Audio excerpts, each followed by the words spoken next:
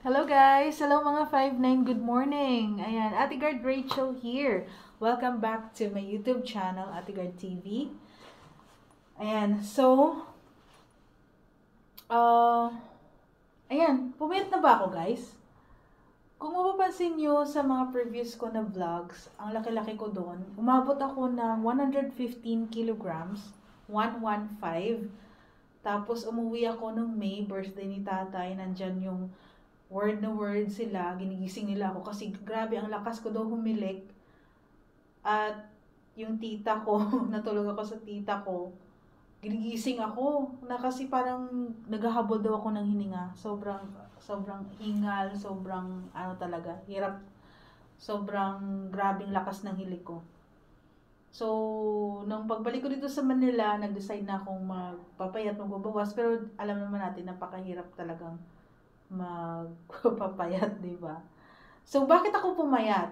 Hindi naman talaga yung payat na payat, di ba? Alam ko mataba pa rin naman ako, pero syempre happy lang ako ba na nabawasan ako, guys. So, from 115 kilograms, naging 94 kilograms na ako ngayon, guys.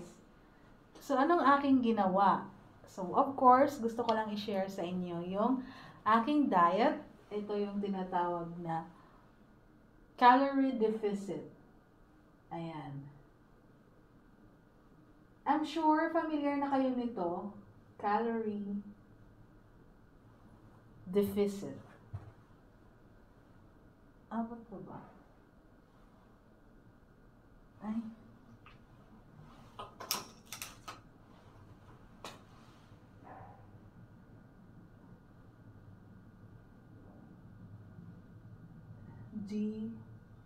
Deficit. Ano ba yung spelling ng deficit?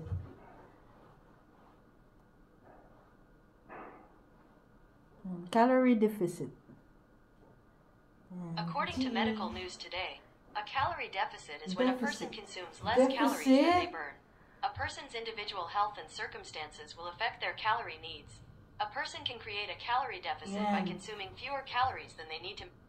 Ayan, so, nagka-calorie deficit ako guys. Manameasure ko yung aking calories. Kasi meron tayong tinatawag na calorie maintenance. Yung kung ano yung kinakain natin per day, parang sa sasakyan, di ba, may maintenance. May gasolina, may tubig, may ganun. So, tayo din, may food and water tayo, yung mga vitamins. Lahat ng kinakain natin, merong calories yan. So, yun, kailangan natin i-measure yun. Tapos, yung everyday needs natin, ng katawan natin, yun yung tinatawag natin na calorie maintenance. So, how much ba yung aking calorie maintenance? Para malaman natin yun, guys, pumupunta lang ako sa Google at tinatype ko lang yung TDEE.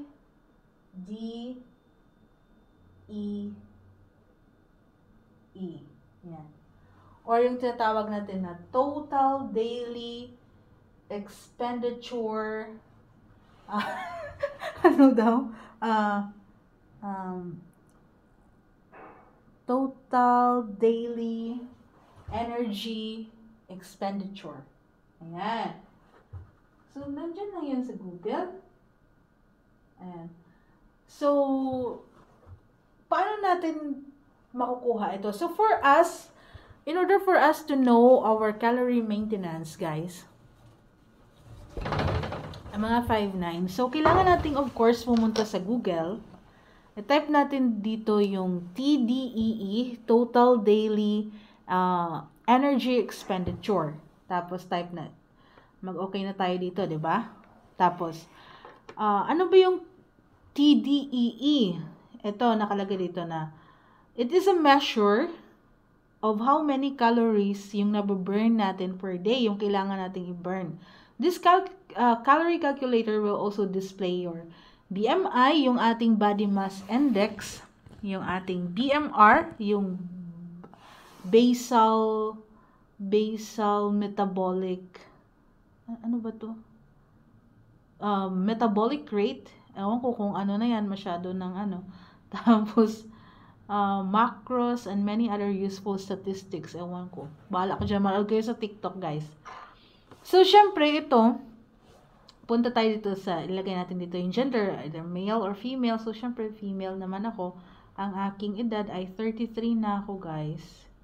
Yung weight ko is 100, 115 kilograms ako, diba? So, naging 94 na ako, guys. Pero, kasi nagpa-medical kami, diba? 94 ako dito sa clinic. Pagdating ko dun kinabukasan, 96. So, 96 na ilalagay ko. Hindi naman problema yan eh. 96 kilograms. Yung weight ko is 5'4". So, that's 163 centimeters, I believe. Yung activity natin, sedentary lang. Itong office jobs lang na nakaupo, nakatayo, ganyan-ganyan. Body fat, 15% din natin dalawin yan. So, calculate natin. So, ito yung aking maintenance calories ko. Yan yung required sa akin is 1,983. Yan, 1,983. Yan yung total na calories na maintenance na kailangan ko per day. So, in order for me, kung gusto natin magpataba, kailangan kong dagdagan yung calories na yan. Tapos, kung gusto ko magpapayat, babawasan ko yan ng 300 to 500. So, gusto ko kasing mabilis kasi nga, na rin ako, parang nag-worry na din ako sa health ko.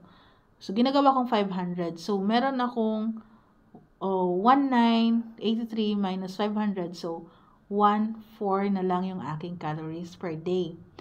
So, ginagawa ko pa, dinadagdagan ko pa siya ng, nag-IF pa ako, nag-intermittent fasting pa ako. Intermittent fasting, yan yung 16 hours. Meron kasing mga time doon na hindi ka kakain eh. So, ginagawa ko, 16 hours ako, after 16 hours akong kumakain. So, sa loob ng 16 hours, hindi ako kakain yan. Okay lang naman kasi panggabi ako guys, diba? So, tinutulog ko na lang. Tapos, so, ang tanong, paano natin ma-measure yung ating calories? So, meron ako ditong in-order sa TikTok. Ayan.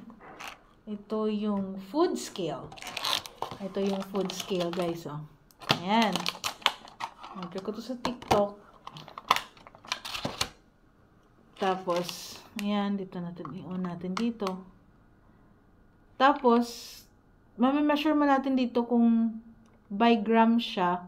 Diba, 1 cup of rice, ilalagay natin dito, or ganyan, or itong mashed potato, ilalagay natin dito, for example.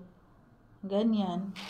Tapos, 89 grams, diba? Tapos, search lang tayo dyan sa Google.